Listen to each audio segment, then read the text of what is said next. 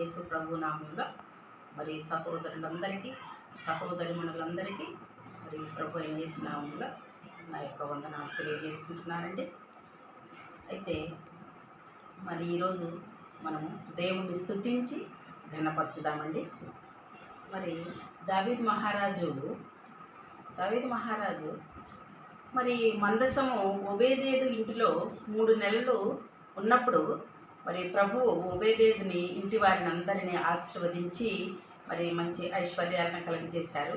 అయితే అది దావీదు మహారాజు విని ఆ మందసాన్ని మరి దావీదు పురమునకు చేర్చాలని మరి మంచి వస్త్రాలు వేసుకొని మరి మందసము మోయుచుండగా మరి కొందరు మందసము మోయుచుండగా ఆ మందసం ముందు మరి డ్యాన్స్ వేసుకుంటూ నాట్యం చేసుకుంటూ పాటలు పాడుకుంటూ యెహోవా మందసం ముందు వస్తుంటాడనమాట. అయితే నాట్యం చేసి పాటలు పాడినారు. అయితే సౌలు రాజుకు సైతాను పట్టినప్పుడు కూడా దావీదు మరి సౌలు రాజుని దేవుని ఆత్మ విడిచిపెట్టినప్పుడు సైతానాత్మ పట్టుకున్నప్పుడు దావీదు సితారాతో స్తుతిస్తూ దేవుణ్ణి మరి ఆరాధిస్తూ ఉంటే మరి సైతాను పారిపోయేది. కాబట్టి మనము కూడా ఈరోజు పాటలతో స్తుతించి మహిమపరుచుకుందాం. మరి మన దేవుడు స్తుతులకు పాత్రుడు, స్తోత్రార్హుడు, స్తుతులపై ఆసీనుడు, కీర్తనీయుడు, ఆరాధ్యుడు, అద్వితీయుడు, మొదటివాడు, కడపటివాడు. అందుకే చేతులెత్తి పాటలతో స్తుతించుకుందాం. మీరు కూడా మాతో ఏకీభవించండి. ఆనందంతో మరి పాట పాడుకుందాం. మరి కీర్తన 68లో ఆయన నామమును బట్టి స్తోత్రగానము చేయుడి. మరి స్త్రీలు 68:11లో స్త్రీలు మహాసైన్యముగా ప్రకటిస్తారు ప్రభువును గురించి అని ఉందండి. మరి అందుకనే ఒక పాట పాడుకుందాం. దావీదు వోలే నాట్యమాడే తండ్రిని స్తుతించేదను, మన తండ్రిని స్తుతించేదను. యేసయ్యా స్తోత్రముల్, యేసయ్యా స్తోత్రముల్. కష్టము కలిగిన నష్టము కలిగిన తండ్రిని స్తుతించేదము. యేసయ్యా స్తోత్రముల్, యేసయ్యా స్తోత్రముల్. తంబూరతోనూ సితారతోనూ తండ్రిని స్తుతించేదను. తంబూరతోనూ సితారతోనూ తండ్రిని స్తుతించేదము. యేసయ్యా స్తోత్రముల్, యేసయ్యా స్తోత్రముల్.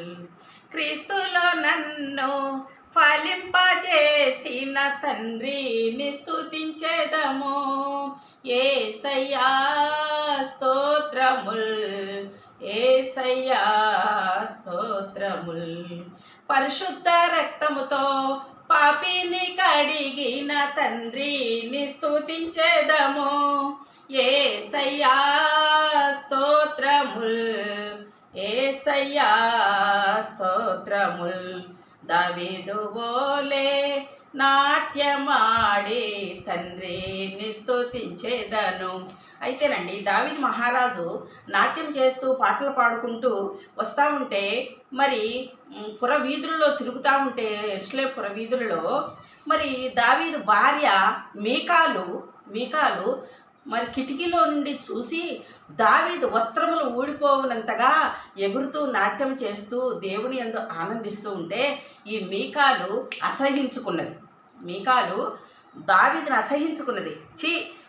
ఇంత హీనమైన స్థితిలో డ్యాన్స్ వేస్తుండు, బట్టలు ఊడిపోతుంటే కూడా చూసుకోలేదు, బట్టలు విప్పేశాడు అని మీకాలు మరి దావీదుని అసహించుకున్నది. అప్పుడు దావీదు అంటాడు, నేనెంతటి వాడిని, నా ప్రభువు ఎదుట నేను నాట్యం ఆడాను కదా, మరి నేనెంతటి వాడిని అనేసి దావీదు అంటాడు. అయితే మీకాలు అలా అసహించుకున్నందుకు ఆమెకు ఎప్పటికీ సంతానం కలగలేదు.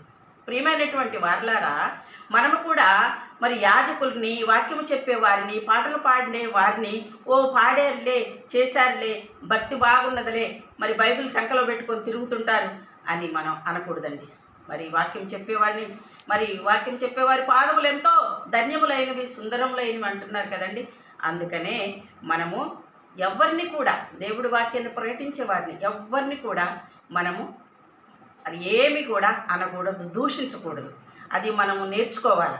ఎందుకంటే మరి దేవుని వాక్యం ప్రకటించేవారు, పాడేవారిని ఏదైనా అంటే మనకి ఏదైనా జరుగుతుందేమో, అది మనకు తెలియదు కదా, మనకి పనిష్మెంట్ ఉంటుందేమో. కాబట్టి మనం చాలా దేవుని విషయంలో చాలా జాగ్రత్తగా ఉండాలండి.